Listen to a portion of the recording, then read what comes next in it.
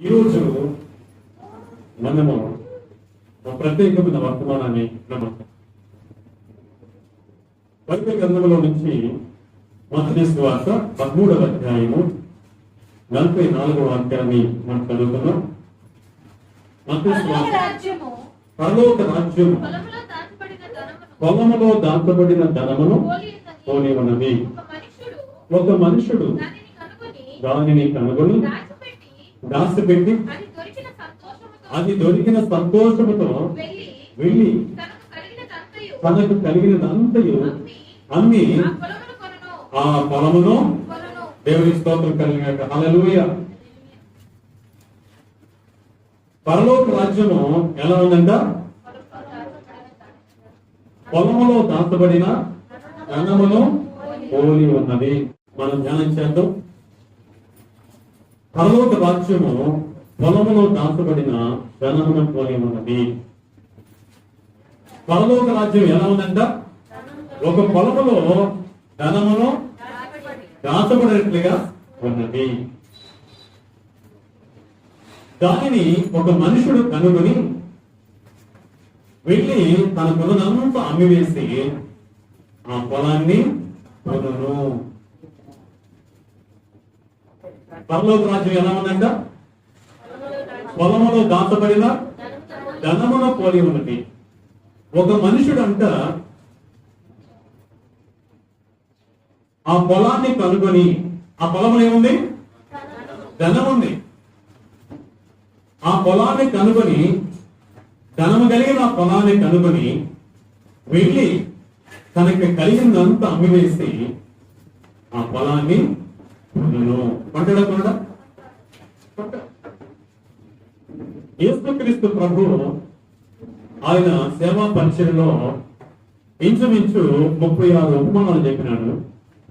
అందులో ఈ 13వ అధ్యాయంలో మత్తయి సువార్తలో 7 ఉపమానాలు ఉన్నాయి. ఎప్పుడు కూడా ఆయన భూ సంబంధ విషయాలను పోల్చి పరలోక సంబంధ విషయాలతో మనకు అర్థమయ్యే రీతిగా ఆయన తెలియపరుస్తుంటాడు. మరోసారి చెప్తున్నాను, పరలోక విషయాలని భూ సంబంధ వస్తువులను పోల్చి పరలోక విషయాలు చెప్తాడు.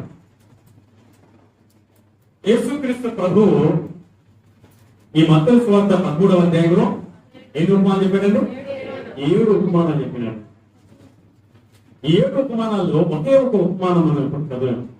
ఏంటంటే ఆ ఉపమానం, పరలోక రాజ్యము ఎలా ఉంటుందంటే పొలములో దాచబడిన ధనమును పోలి ఉంటుంది. చెప్పండి, ఏదైనా ఒక పొలములో ధనము దాచబడి ఉందంటే మనమే గమనిస్తే ఏం చేస్తాం చెప్పండి? ఆ సంగతి మనకి తెలిసిన తర్వాత మనం ఆ పొలాన్ని కొనడానికి ప్రయత్నము చేస్తాం. యేసుక్రీస్తు ప్రభు ఈ ఉపమానం మనందరికీ, చదువు లేని వారికి, జ్ఞానం లేని వారికి, జ్ఞానం కలిగిన వారికి అందరికీ అర్థమయ్యే రీతిగా పరలోక విషయాలను భూసంబంధ విషయాలతో పోల్చి అని చెప్తూ ఉంటాడు. పరలోక రాజ్యం ఎలా ఉందంట? ఒక పొలంలో ధనమును దాచబడినట్లుగా ఉన్నది. ఒక మనుషుడు దాన్ని కనుగొని వెళ్ళి తనకు కలిగినంత అమ్మివేసి దానిని దేనిని కొట్టాడండి? ఏ పొలములో ధనం ఉందో, భూమిలో ధనం ఉందో ఆ ధనాన్ని కొంటాడు కొండ. ఒకవేళ నేను ఒకనొక పొలములో ఆ ధనము భూభాగంలో ఉందని తెలిసిన తర్వాత ఆ పొలాన్ని కొనడానికి ప్రయత్నం చేస్తాం లేదా? ఎవరికి చెప్పకుండా ఎంత ఖర్చు అయినా మనకున్నది అమ్మేసి దాన్ని మనము కొంటాం. ఈరోజు పరలోక రాజ్యాన్ని కూడా అలా మనం కొనడానికి మనము త్యాగం కలిగి ముందుకు రావాలని దేవుడి ఉపమానం ద్వారా మనతో మాట్లాడడానికి ఇష్టపడుతున్నాడు. కనుక ఈ సమయంలో బైబిల్ గ్రంథంలో పొలంలో దాచబడిన ఆ ధనాన్ని, అనగా ఆ పరలోక రాజ్యాన్ని కొనడానికి కొంతమంది భక్తులు ముందుకు వచ్చారు. ఆ భక్తులు మనం చూద్దాం. దేవుడికి మహిమ కలుగుగాక. హల్లెలూయా. మరొకసారి చెప్పండి, పరలోక రాజ్యం ఎలాంటిదంట? ఎలా ఉంటుందంట? పరలోక రాజ్యం ఎలా ఉంటుందంట? పొలములో దాచబడిన ధనమును పోలి ఉన్నది. ఒకవేళ నేను ధనం దాచబడిన పొలాన్ని చూస్తే ఊరుకుంటామా? ఏం చేస్తామని చెప్పండి? మనం చక్కగా ఎవరికి చెప్పకుండా మనకు కలిగినంత అమ్మివేసి ఆ పొలాన్ని. అలాగనే నా సహోదరి సహోదర, ఈ బైబిల్ గ్రంథంలో కొంతమంది భక్తులు తెలుసుకున్న వాళ్ళు కొంటారు, కొన్నారు. ఓ చిన్న బిడ్డ ధనం దాచిపెట్టినటువంటి ఆ పొలంలో తిరగతా ఉన్నాడు అనుకోండి. ధనం దాచిపెట్టబడింది పొలంలో. ఓ చిన్న బిడ్డ తిరగతా ఉన్నాడు, ధనం చూశాడు, పొలంలో దాగి ఉంది. ఆ బిడ్డ కొంటాడు. ఆ బిడ్డ కొంటాడండి? కొనగలడా? కొనలేడు. ఎందుకని? ఆ పొలంలో ఆ ధనం యొక్క విలువ అతనికి తెలియదు. అయితే ఎప్పుడు కొంటాడు? అతడు పెద్దవాడైనప్పుడు కొంటాడు. అలాగే చాలా మంది నేను మనం ఆత్మ సంబంధమైన విషయాల్లో చాలా చిన్నపిల్లలుగా మనం ఉన్నాం. చాలా చిన్నపిల్లలుగా ఉన్నాం. అందుకే దాచబడినటువంటి ధనం అనే ఆ పరలోకాన్ని మనం ఏం చేయలేకపోతున్నాం? కొనలేకపోతున్నాం. కొనాలంటే మనం ఏమవ్వాలి? పెద్దవారం అవ్వాలి. దేవునికి స్తోత్రం కలుగుగాక. హల్లెలూయా. బైబిల్ గ్రంథంలో ఒకనొక వ్యక్తి పెద్దవాడయ్యాడు. ఆ పరలోకంలో దాచబడిన ధనాన్ని లేదా ఆ పొలంలో దాచబడిన ధనాన్ని సంపాదించుకోవడానికి తనకు కలిగినంత అమ్మివేసి దానిని కొన్నాడు. చదువుగా మాటలో ఫిబ్రవరికి రాసిన పత్రిక 11వ అధ్యాయము 24వ వాక్యాన్ని మనం ధ్యానం చేద్దాం. మోషే పెద్దవాడైనప్పుడు విశ్వాసమును బట్టి ఐగుప్తి ధనము కంటే క్రీస్తు విషయమైన నింద గొప్ప భాగ్యమని ఎంచుకొని అల్పకాల పాప భోగము అనుభవించడం కంటే దేవుని ప్రజలతో శ్రమ అనుభవించడం మేలని యోచించి పరో కుమార్తె యొక్క కుమారుడు అనిపించుకున్నకు ఒప్పుకొనలేదు. నేనేనగా అతడు ప్రతిఫలముగా కలగో బహుమానమందు దృష్టి ఉంచెను. దేవునికి స్తోత్రం. హల్లెలూయా. ఫస్ట్ స్టార్టింగ్ లో 24వ వాక్యం స్టార్టింగ్ ఏముందో చూడండి. మోషే పెద్దవాడైనప్పుడు. మోషే ఏమయ్యాడు? ఆత్మ సంబంధంగా ఏమయ్యాడు? పెద్దవాడైనాడు. దేవుని స్తోత్రం. ఆత్మ సంబంధం ఏమయ్యాడు? పెద్దవాడైనప్పుడు. అదే నిర్మాకాండం 2వ అధ్యాయము 11వ వాక్యాన్ని మనం ధ్యానం చేద్దాం. ఆ దినములలో మోషే పెద్దవాడై. దేవుని స్తోత్రం. మోషే ఏమయ్యాడంట? పెద్దవాడయ్యాడు. దాచబడిన ధనము దాచబడిన పొలాన్ని కొనాలంటే ఆత్మ సంబంధంగా మనం ఏమై ఉండాలి? పెద్దవాళ్ళమై ఉండాలి. అయ్యా బాప్తిసం తీసుకొని ఎన్ని రోజులైంది? రక్షణ పొంది ఎన్ని రోజులైంది? వాక్యం వింటున్నారా? ఎన్ని దినాలైంది? చిన్నపిల్లలాగే ఉన్నాం. అందుకే దాచబడిన ఆ పొలాన్ని నువ్వేం చేయలేకపోతున్నావు? కొనలేకపోతున్నావు. ఆ దాచబడిన పొలాన్ని దేనికి సాదృశ్యంగా దేవుడు చెప్పాడు? నువ్వు పెద్దవాడు అయితే ఆత్మ సంబంధంగా ఆ పరలోక రాజ్యాన్ని కొనుక్కోవడానికి లేదా పొందడానికి నీ కలిగినంత అగ్ని వేస్తాను. దేవుని స్తోత్రం. హల్లెలూయా. మోషే ఏమయ్యాడు? ఇక్కడ పెద్దవాడు అయిపోయినాడు. పెద్దవాడు అయిన తర్వాత ఎక్కడ పెద్దవాడయ్యాడు అనంటే ఫరో ఇంట్లో. ఏమండి? ఫరో ఇంట్లో ఏమయ్యాడు? పెద్దవాడు అయిపోయాడు. పెద్దవాడు అయిన తర్వాత ఆయన చెప్పుకున్న మాట ఏం తెలుసా? ఫరో తర్వాత ఫరో అవ్వాలి ఆయన. ఫరో తర్వాత ఐగుప్తు దేశంలో ఉన్న ధనాన్ని అనుభవించాలి ఆయన. ఫరో రాజు తర్వాత ఆ పాప భోగాన్ని ఆయన అనుభవించాలి. కానీ ఏం చేస్తున్నాడు తెలుసా? అని చూస్తే వాటన్నిటిని ఏం చేస్తున్నాడు? పరలోక చెప్పండి రాజ్యాన్ని పొందుకోవడానికి ఏం చేస్తున్నాడు? ఏం చేస్తున్నాడు చెప్పండి? చూస్తే విడిచిపెడుతున్నాడు. విడిచిపెడుతున్నాడంటే దాని అర్థము తిరస్కరిస్తున్నాడు. ఇప్పుడు చదువుదాం 24 వాక్యాన్ని. హెబ్రీ రాసిన పత్రిక 11వ అధ్యాయం 24. పెద్దవాడైనప్పుడు మోషే పెద్దవాడైనప్పుడు విశ్వాసమును బట్టి ఐగుప్తు ధనము కంటే క్రీస్తు విషయమైన నింద గొప్ప భాగ్యమని ఎంచుకొని. నంబర్ 1 పాయింట్ చూస్తాం. ఐగుప్తి ధనము కంటే క్రీస్తు విషయమైన నింద గొప్ప భాగ్యం నాకు. నంబర్ 1 ఏది విడిచిపెడుతున్నాడు? ఐగుప్తు యొక్క ధనాన్ని విడిచిపెట్టేస్తున్నాడు. విడిచిపెట్టడం అంటే విసర్జించడము లేదా తిరస్కరించడము. అవును, మోషే ఎందుకు ఐగుప్తు ధనాన్ని తన తాత తర్వాత ఏమవ్వాలి? ఆయన రాజు అవ్వాలి. ఎందుకు ఆ ధనాన్ని విడిచిపెడుతున్నాడు లేదా తిరస్కరిస్తున్నాడు అంటే దీనికంటే ఏదో గొప్పది ఆయన దృష్టిలో కనపడింది. నేను స్తోత్రం హల్లెలూయా అంటే కదా. గత ఆదివారం ఒక లాయర్ గారు మన చర్చికి వచ్చాడు. మన జిల్లా కోర్టులో లాయర్ గా పనిచేస్తున్న స్వర్ణ ప్రసాద్ అనే ఆయన గారు వచ్చారు.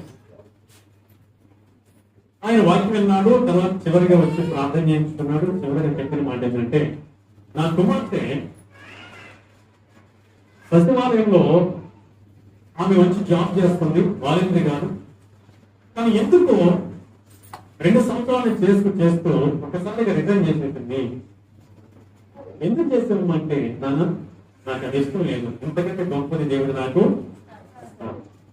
ఎందుకు దాన్ని విసర్జించింది, ఎందుకు తిరస్కరించిందంటే ఆమె దృష్టి ఆడుంది అంతకంటే గొప్ప దాని మీద ఉంది. అలాగే మోషే ఐగుప్తు ధనాన్ని ఎందుకు తిరస్కరిస్తున్నాడు అంటే దానికంటే గొప్పది ఏదో అనేది కనపడింది.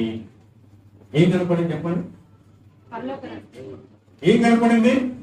యేసు ప్రభు చెప్పినట్లుగా ఏమండి, దాసబడిన పొలంలో దాసబడిన ధనము కనపడింది. అనగా పరలోక రాజ్యంలో గొప్పతనం కనపడింది ఆయనకి, గొప్ప ఆశీర్వాదం కనపడింది ఆయనకి. అందుకే నంబర్ 1 ఆయన పెద్దవాడైనాడు. మనం చూస్తున్నాం ఆత్మ సంబంధంగా ఆ పొలాన్ని కొనాలంటే, ధనం దాచబడిన పొలాన్ని కొనాలంటే, లేదా ఆ పరలోక రాజ్యం పొందాలంటే ఆత్మ సంబంధంగా నంబర్ 1 మనం ఏమవ్వాలి? పెద్దవాళ్ళు అయినప్పుడు మన ముందుండే దాన్ని, ఆత్మ సంబంధంగా మన పెద్దవాళ్ళు అయినప్పుడు మన చేతుల్లో ఉన్న దాన్ని, మన ఎదుట ఉన్న దానిని, మనం పొందవలసిన ఆ పరలోక రాజ్యం పొందుకోవడానికి, దాసపడిన ఆ పొలాన్ని పొందుకోవడానికి మనం ఏం చేస్తాం తెలుసా? ఇది వద్దు, దాన్ని ఏం చేస్తాం? తిరస్కరిస్తాం. ఇప్పుడు మోషే ఏం చేస్తున్నాడు? ఐగుప్తు ధనాన్ని తిరస్కరిస్తున్నాడు. Number 1 point తిరస్కరిస్తున్నాడు. తర్వాత మనం చూద్దాం. అల్పకాలము పాపభోగము అనుభవించడం కంటే దేవుని ప్రజలతో శ్రమ అనుభవించక మేలని యోచించి అల్పకాల పాప భోగాన్ని ఏం చేస్తున్నాడు? ఆయన తిరస్కరిస్తున్నాడు. ఐగుప్తు ధనాన్ని తిరస్కరించాడు, అలాగనే అల్పకాల పాప భోగాన్ని తిరస్కరించాడు. ఎందుకు వీటిని తిరస్కరించేస్తున్నాడు అనంటే దాచబడిన ఏమండి పరలోక రాజ్యాన్ని పొందుకోవడానికి. 3వ ఏం తిరస్కరిస్తున్నాడు చూద్దాం. ఫరో కుమార్తె యొక్క కుమారుడని అనిపించుకొనుటకు ఒప్పుకొనలేదు. ఫరో కుమార్తె అనగా ఐగుప్తు దేశం యొక్క రాజు కుమార్తె కుమారుడు అనిపించుకోవడానికి ఒప్పుకోలేదు. ఈ మూడు విషయాలని ఆయన ఏం చేస్తున్నాడు? తిరస్కరించాడు. తిరస్కరిస్తున్నాడు. ఎందుకు తిరస్కరించాడు చెప్పండి? ఆత్మ సంబంధంగా ఆయన పెద్దవాడు పెద్దవాడై ఏం కొనాలనుకుంటున్నాడు? దాచిపెట్టిన దాచబడిన పరలోక రాజ్యం పరలోక రాజ్యాన్ని కొనాలనుకుంటున్నాడు లేదా పొందాలనుకుంటున్నాడు. ఈ మూడు విషయాలు ఏం చేశాడు ఆయన? తిరస్కరించాడు. తిరస్కరించాడు. నాలుగవదిగా మనం చూస్తే ఐగుప్తు దేశాన్నే వదిలిపెట్టేసి. ఐగుప్తు దేశం సామాన్యంగా ఉండదు. సౌందర్యముతోనూ అందముతోనూ పాప భోగాలతోనూ తొలతూగతా ఉంటుంది. అటువంటి దేశాన్ని ఆయన ఏం చేశాడు? విడిచిపెట్టేశాడు. ఇప్పుడు చెప్పండి, తిరస్కరించాడు, రెండోదిగా విడిచిపెట్టాడు. ఏం చేశాడండి?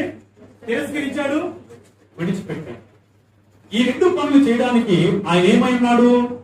పెద్దవాడై ఆత్మ సంబంధంగా పెద్దవాడై ఉన్నాడు. ఆత్మ సంబంధంగా నీవు నేను పెద్దవాళ్ళం అయితేనే మనం దేనినైనా తిరస్కరిస్తాము, ఈ లోకంలో ఉన్న దానిని, అలాగనే విడిచిపెడతాము. దేవుడికి మహిమకరంగా హల్లెలూయా. హల్లెలూయా. ఎందుకనంటే దీనికంటే గొప్పది ఏదో ఆయనకి దాచిపెట్టబడి ఉన్నది. దానిని ఆయన చెప్తున్నాడు.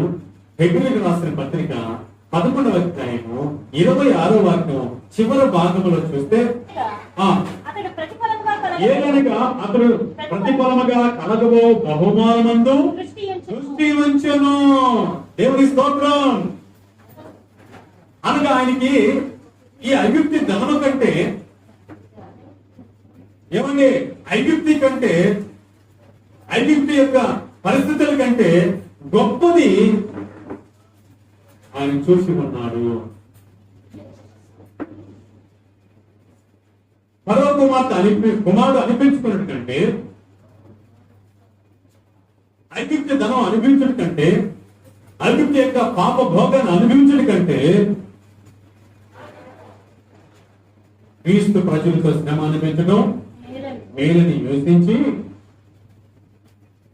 దానికి ప్రతిఫలముగా కలగబో దాని అని ఏం చేశాడు ఆయన? దృష్టి ఉంచాడు. దృష్టి ఉంచి. దేవుడి స్తోత్రం. హల్లెలూయా. దృష్టి పెట్టాడు.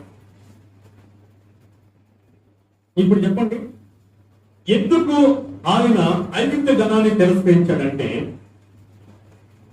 ఎందుకు ఐగుప్తుని విడిచిపెట్టాడంటే, ఐగుప్తు కంటే ఐగుప్తులో ధనము కంటే ఆయనకి గొప్పది ఉన్నది. ఏంటంటే అది పరలోక రాజ్యం. పరలోక రాజ్యం. ఎక్కడ పెట్టాడు దృష్టి?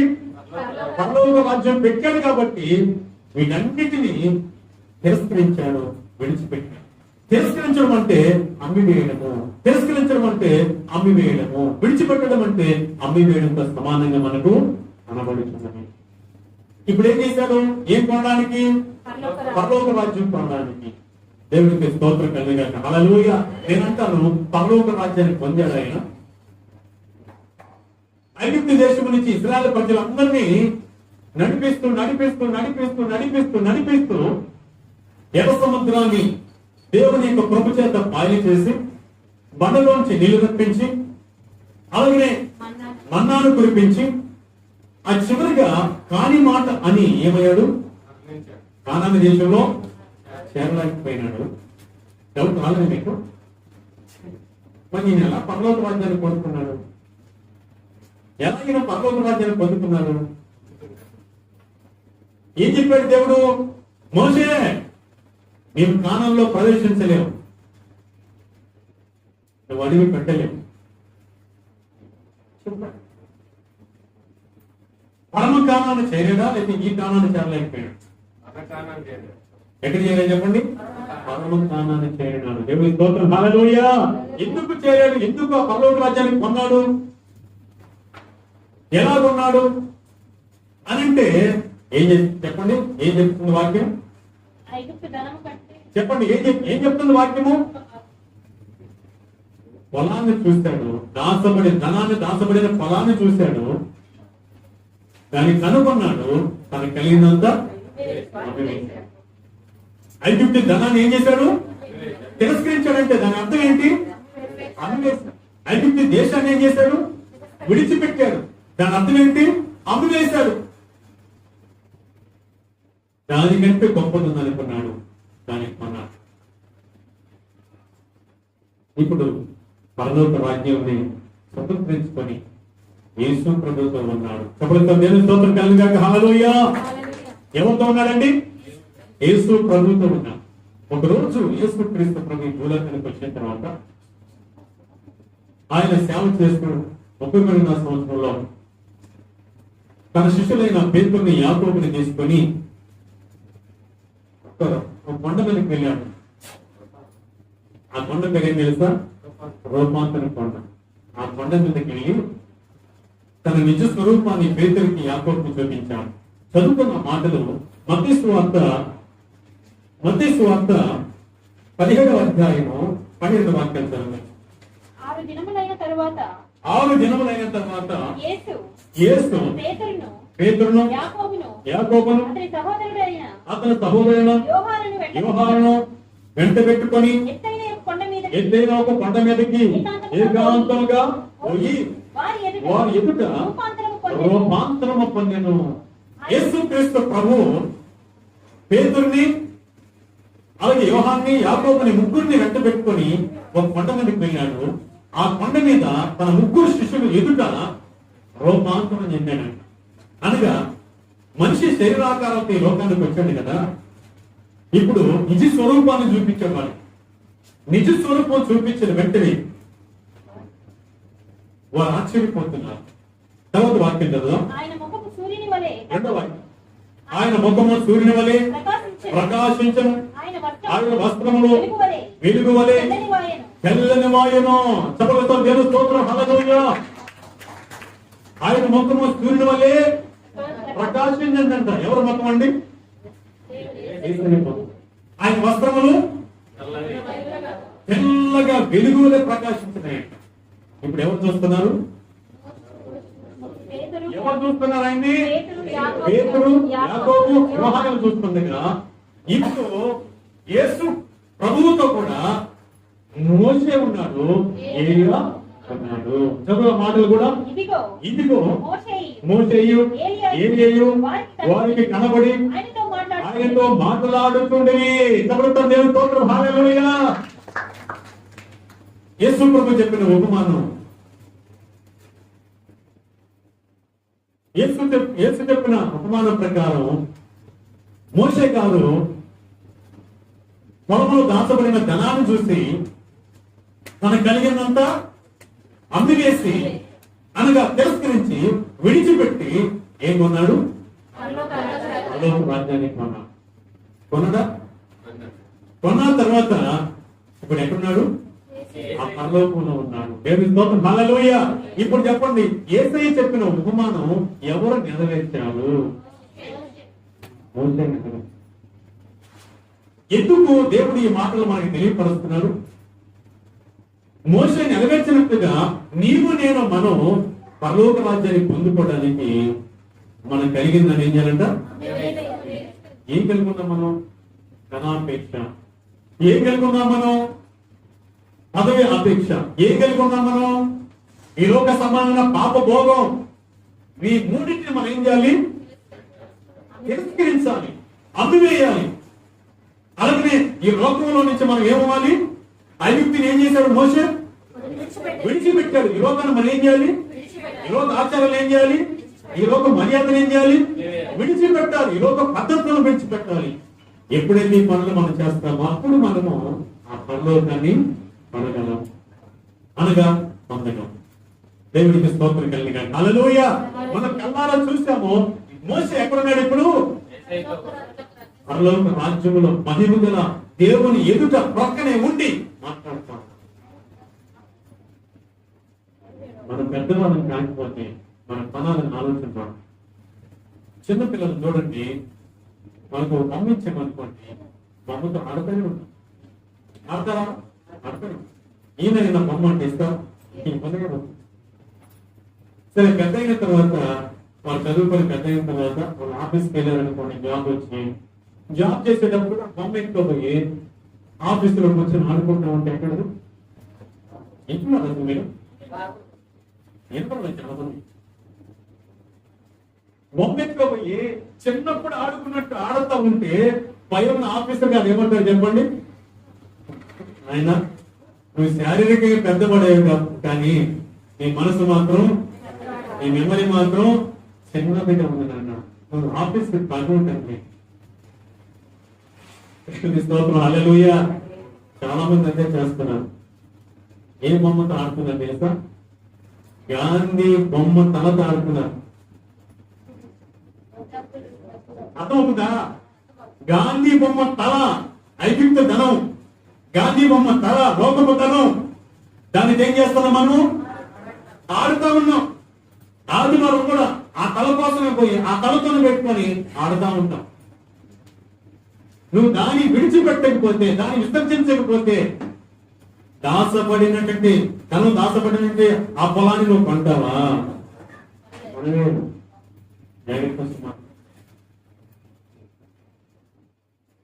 మధ్యాహ్నకాల సమయంలో మోసే అనుకున్నాడు యేసయ్య చెప్పినట్టుగా. యేసయ్య చెప్పిన విమానం ప్రకారం ఆయన ఏం చేశాడు? తనకు కలిగిందంతా వేశాడు. ధనం దాచబడిన పొలాన్ని చూసేశాడు. దృష్టి పెట్టి ఇప్పుడు ఏం చేశాడు? ఆ పొలాన్ని కొని అందులో చేరిపోయాడు. దేవునికి స్తోత్రం కలుగుగాక. హల్లెలూయా. అయితే ప్రాముఖ్యమైన విషయంలోకి వస్తున్నాం. మోషేతో ఉన్న ఇశ్రాయేలు ప్రజలు, మోషే చేత నడిపించబడిన ఇశ్రాయేలు ప్రజలు ఐగుప్తు ధనాన్ని వాళ్ళు ఏం చేయలేదు? తిరస్కరించలేదు. మోషే నడిపిస్తున్న ఇశ్రాయేలు ప్రజలు ఐగుప్తు ధనాన్ని విడిచిపెట్టలేదు. ఇంకా చెప్పాలంటే ఐగుప్తులో ఉన్న విషయాలన్నీ విడిచిపెట్టలేదు. ఐగుప్తుని విడిచిపెట్టలేదు. ఒకటి, ఐగుప్తులో ఉన్న వాటన్నిటిని తిరస్కరించలేదు. రెండవదిగా ఇశ్రాయేలు ప్రజలు చేయలేని పని ఏందో తెలుసా? ఐగుప్తుని విడిచిపెట్టారు. దేవుని స్తోత్రం, హల్లెలూయా. మోషే చేత నడిపించబడిన ప్రజలు మాత్రం ఐగుప్తులో ఉన్న వాటిని ఏం చేయలేదు? విసర్జించట్లేదు. రెండవదిగా ఐగుప్తుని విసర్జించడం లేదు. అలాగే నీవు నేను మనం సేవకుల ద్వారా లేదా దేవుడి ఏర్పాటు ద్వారా రక్షించబడిన మనం, సంఘంలో చేర్చబడిన మనం, మనందరం పరలోక రాజ్యాన్ని ప్రయాణం చేస్తూ ఉంటుండగా లోకంలో ఉన్న వాటిని విసర్జించలేకపోతున్నాం, లోకాన్ని విడిచిపెట్టలేకపోతున్నాం. ఇశ్రాయేలు ప్రజలు అదే చేస్తున్నారు. చూడండి, దేవుడు వాళ్ళ కష్టాన్ని చూశాడు, వాళ్ళ బాధను చూశాడు, మోషేని పంపించాడు, మోషే ద్వారా వాళ్ళని విడిపించాడు. వాళ్ళు వస్తుండగా అడవిలోకి వస్తుండగా అడవిలో అద్భుతాలు చేస్తూ, ఆశ్చర్యకారాలు చేస్తూ, క్షేమాన్ని ఇస్తూ, ఆరోగ్యాన్ని ఇస్తూ, ఆశీర్వాదాన్ని ఇస్తూ, పోషిస్తూ, సంరక్షిస్తూ వాళ్ళందరినీ ఆనంద దేశం నడిపిస్తూ ఉంటే వాళ్ళ హృదయాలు ఏముందో తెలుసా? ఐగుప్తు యొక్క కూరగాయలే వాళ్ళ హృదయాల్లో ఉంది, ఐగుప్తియే వాళ్ళ హృదయాల్లో ఉంది. కానీ మోషే ఏముంది? మోషే ఏముందో తెలుసా? పరలోకమైన దృష్టి ఉంది. పరలోకమైన ఏముంది? దృష్టి ఉంది. కానీ ఇశ్రాయేలు ప్రజలకు ఏముందో తెలుసా అని చూస్తే ఒకసారి మనం గమనిద్దాము. మోషే దాన్ని తిరస్కరించాడు. మోషే ఐగుప్తు యొక్క ధనాన్ని తిరస్కరించాడు, ఐగుప్తుని వదిలిపెట్టాడు. కానీ ఆయనతో ఉన్న ప్రజలు, ఆయన నడిపిస్తున్న ప్రజలు మాత్రం ఐగుప్తుని విడిచిపెట్టలేదు, అందులో ఉన్న కూరగాయల్ని విసర్జించలేదు. చదవడానికి మనం ప్రయత్నించాం. చూడండి ఆ మాట కదా, సంఖ్యాకాండము 11వ అధ్యాయము 4వ వాక్యాన్ని మనం చదువుతున్నాం. వారి మధ్యనున్న మిశ్రిత జనము మాంసాపేక్ష అధికముగా కనపరచుగా ఇశ్రాయేలును మరలా ఏడ్చి మాకెవరు మాంసము పెట్టెదరు, ఐగుప్తులో మేము ఉచితముగా తినిన చేపలను, కీరకాయలను, కూరగాయలను, ఉల్లిపాయలను, తెల్లగడ్డలను జ్ఞాపకమునకు వచ్చుతున్నవి. ఇప్పుడు మా ప్రాణము పంపలేను. ఇశ్రాయేలు ప్రజలకి ఐగుప్తులు అంటే ఏమేమి తిన్నారంట? మాంస అపేక్ష కలిగి ఏడుస్తున్నారంట. ఆ దేవుని నమ్మకములకు బాగా బతుకుతున్నాం. ఇప్పుడు దేవుడు నమ్మిన తర్వాత కూరలే దొరకలే, అందుకే దొరకలే అన్నట్టు ఇస్రాయేల్ ప్రజలు ఏం చేస్తున్నారు? నిజంగా ఈ కూరగాయలు తిన్నారు. వాళ్ళకి అసలు టైం ఉంది తినడానికి. ఫరో ఏం చేశాడు? వాళ్ళని బానిస బ్రతుకులో వాళ్ళని అణిచేశాడు. వాళ్ళకి తినడానికి భోజనమే లేదు. మీరు చదవండి నిర్గమాకాండం 1వ అధ్యాయం అని చదివి దీన్ని ఎలాగ పెట్టుకోండి. నిర్గమాకాండం 1వ అధ్యాయము తీసారా? 1వ అధ్యాయం 14వ వాక్యం చదువుతున్నాం. అనగా ఫరో ఇశ్రాయేలు చేత చేయించుకున్న ప్రతి పనియు కఠినముగా ఉండెను. వారు జిగటమట్టి పనిలోను ఇటుకల పనిలోను పొలములో చేయి ప్రతి పనిలోను కఠిన సేవ చేయించి వారి ప్రాణములను విసిగించేది. ఇశ్రాయేలుకి కీరకాయలు, దోసకాయలు చెప్పండి, తెల్లగడ్డలు తినే టైం ఉందా? ఎన్ని పనులు అంటే వీళ్ళకి ఫరో చేస్తున్నది కఠినమైన పనులు. ఏం పనులు అవి? చదివితే జిగట మట్టి పనిలోను ఇటుకల పనిలోను పొలములో చేయ ప్రతి పనిలోను కఠిన సేవ చేయించి వారి ప్రాణాలను విసిగించేది. వీళ్ళు తిన్నారండి? వాళ్ళు చెప్పినట్టు తిన్నారా? మాంసం తిన్నారా? మాంసం తెచ్చుకునే టైం ఉంది వీళ్ళకి. ఈరోజు దేవుడు ఆకాశంలో మన్నాన్ని కురిపిస్తున్నాడు, కొండలోంచి నీళ్లు రప్పిస్తున్నాడు. వాళ్ళ షర్టు మాయకుండా, వాళ్ళ చెప్పులు 40 సంవత్సరాలు మాయకుండా, తెగిపోకుండా, కాళ్ళు వాయకుండా, చెమట పట్టకుండా 40 సంవత్సరాల స్నానాలు అయినా వాళ్ళకి క్షేమకరమైన ఆరోగ్యం ఇచ్చి దేవుడు నడిపిస్తూ ఉంటే వాళ్ళ కొద్ది ఏడంది 40 సంవత్సరాలు ఐగిప్తుని విడిచారు గాని ఐగిప్తులో ఉన్న వాటిని మాత్రం విడిచిపెట్టి. మనం కూడా అంతే. యేసుప్రభువుని నమ్మాం గాని, రక్షణ పొందాం గాని, దేవుని బిడ్డగా చేయబడ్డాం గాని లోకంలో ఉండేదంత మాత్రం. అప్పుడప్పుడు మీ సినిమాలో పెట్టి పెట్టిందేనా? ఆ రోజుల్లో బలంలో సినిమా అది ఉల్లాసంగా ఉత్సాహంగా చెప్తాం విషయాలు వస్తాయి. కానీ దేవుడు గొప్ప గొప్ప కార్యాలు చేసుకుంటాడే. నువ్వు చేసిన పాపానికి క్షమాపణ కలిగజేసుకుంటాడే. ఆ పరలోకానికి వారసత్వం కలిగజేసుకుంటాడే. అది మాత్రం గుర్తుకు రాదు. దాన్ని బట్టి సంతోషం. ఈ మధ్యాహ్నకాల సమయంలో మోషే మాత్రం పెద్దవాడైనాడు, కానీ ఇశ్రాయేలు ప్రజలు చెప్పండి పెద్దవాళ్ళు. అందుకే వాళ్ళ దృష్టి ఆడమని చెప్పండి. ఐగిప్తును విడిచారు కానీ ఐగిప్తులో ఉన్న వాటిని విడిచిపెట్టారు. సంఖ్యాకాండం 11:4 చెప్పిన రీతిగా ఏం చేస్తున్నారు? మరోసారి మాట, మిశ్రిత జనము మాంసాపేక్ష కావాలి అధికముగా కనపరచగా ఇశ్రాయేలును మరలా ఏడ్చి ఎందుకు ఏడ్చారు వీళ్ళు? మాంసం లేదంట. ఏమంటే మాంసం లేదంట. ఏడుస్తున్నాం నువ్వు ఇంట్లో మాంసం లేదు రాజుకోమని నేనుంటే తిందాం. దేవా స్తోత్రం చెప్పు. మనం వస్తా మాంసం నోటికి పెట్టుకోండి. రారా బయటికి పెట్టుకోవచ్చా? మాంసం పిట్టు లేదా మొక్క నోట్లో పెట్టుకుని బయటకుంటేవా? లేదు.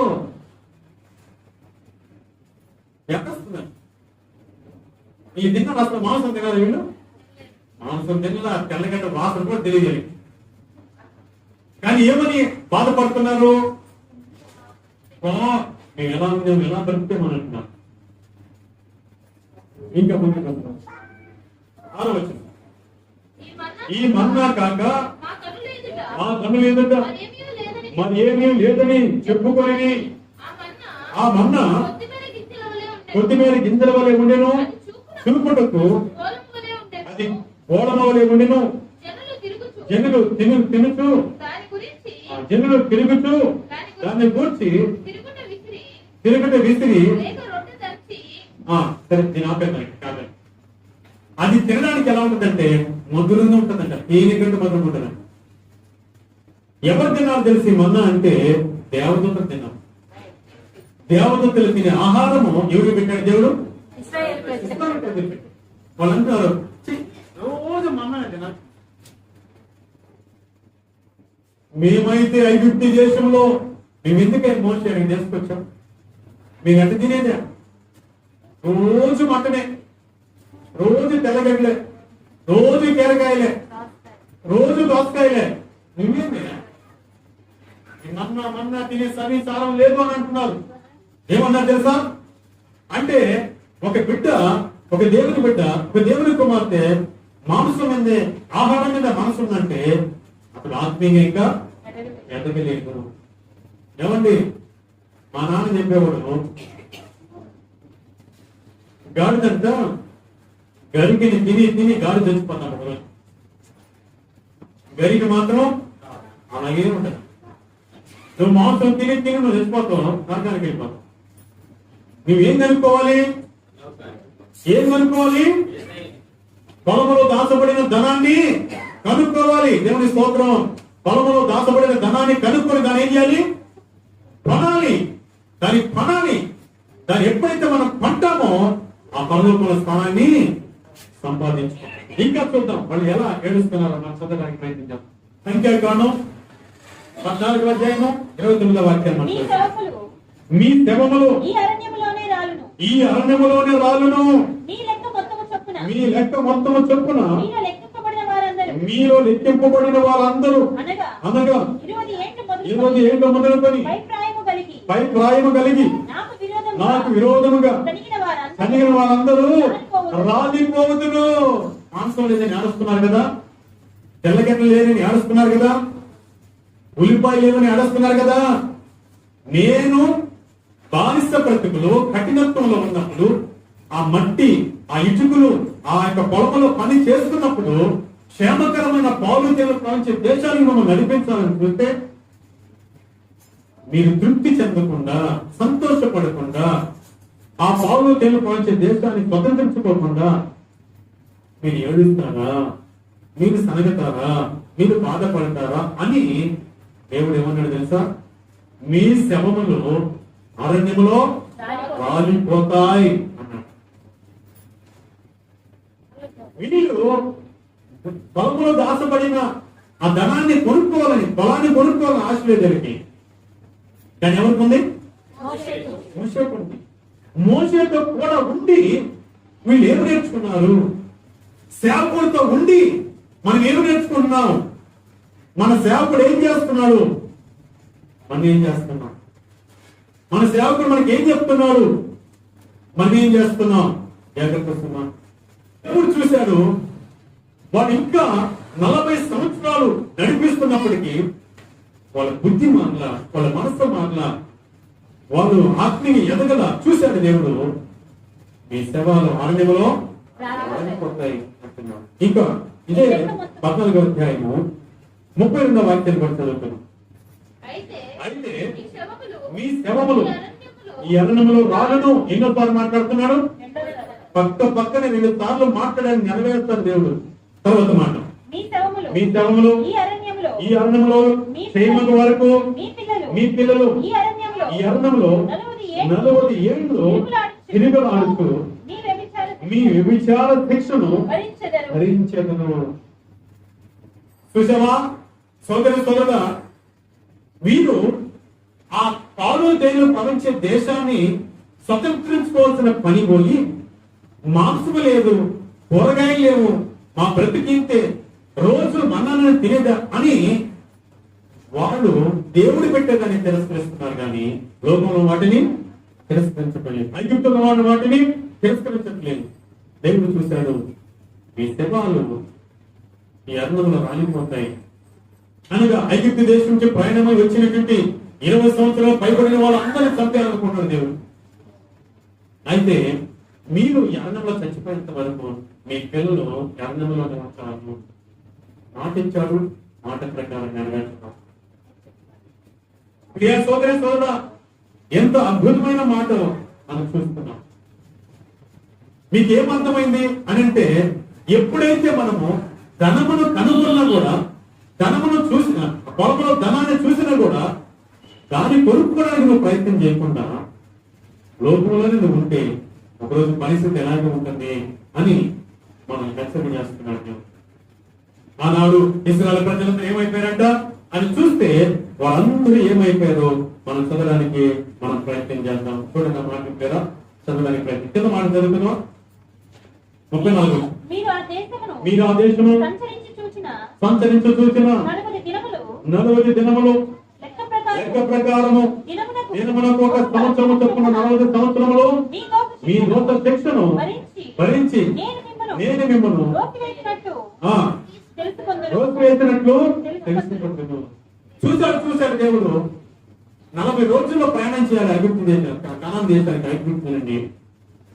కానీ మీ యొక్క విడిచిపెట్టిన మనస్తత్వం, ఐగుప్తుని విడిచిపెట్టిన మనస్తత్వం, ఐగుప్తులో ఉన్న వాటిని విడిచిపెట్టిన మనస్తత్వం మీరు ఉంది కాబట్టి 40 సంవత్సరాలు అడుగులు తిప్పాను మిమ్మల్ని. మీరు పొలంలో దాచబడిన ఆ పరలోక రాజ్యము లాంటి దాన్ని నేను పొందలేకుండా ఆత్మసమని ఎనగబడ్డారు కాబట్టి, ఆత్మీయ ఎనగబడ్డారు కాబట్టి మిమ్మల్ని చంపేయాలనుకుంటానన్నాడు దేవుడు. చంపేది నేను. చదవడానికి ప్రయత్నం చేద్దాం. మొదటి రాసిన పత్రిక 10వ అధ్యాయం 5వ వచనం.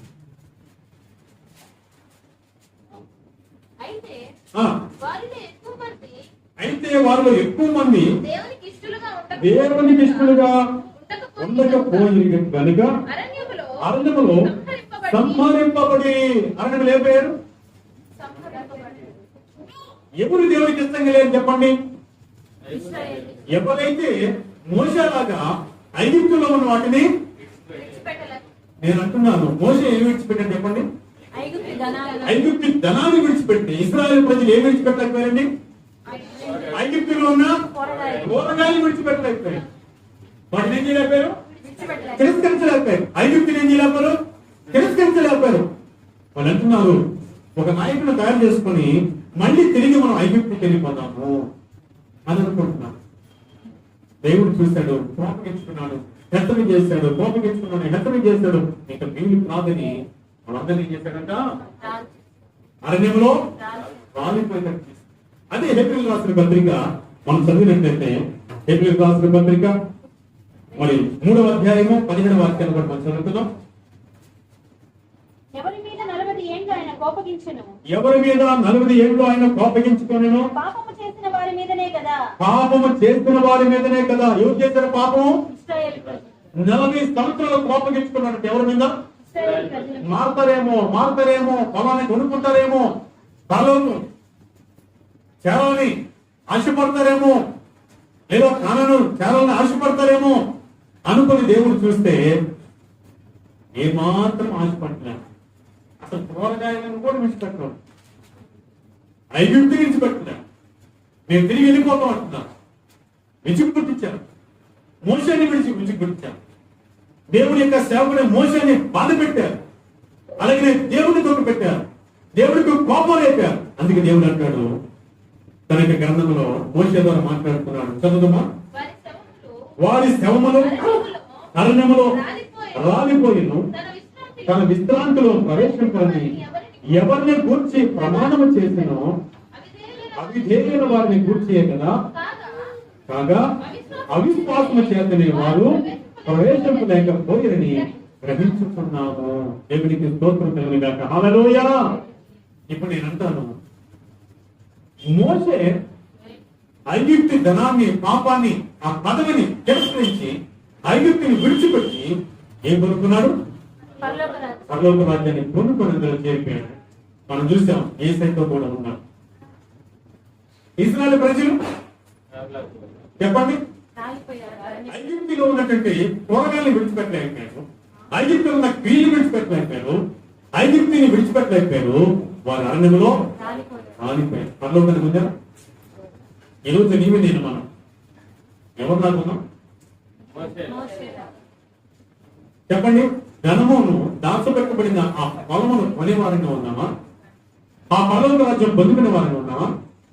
లేదంటే ఈ లోకంలోనే మనసు పెట్టుకొని ఏమి తిందామా, ఏం తాగుదామా, ఎట్ట బతుకుదామా అంటారు. మిగులు పడుతూ బ్రతకడం.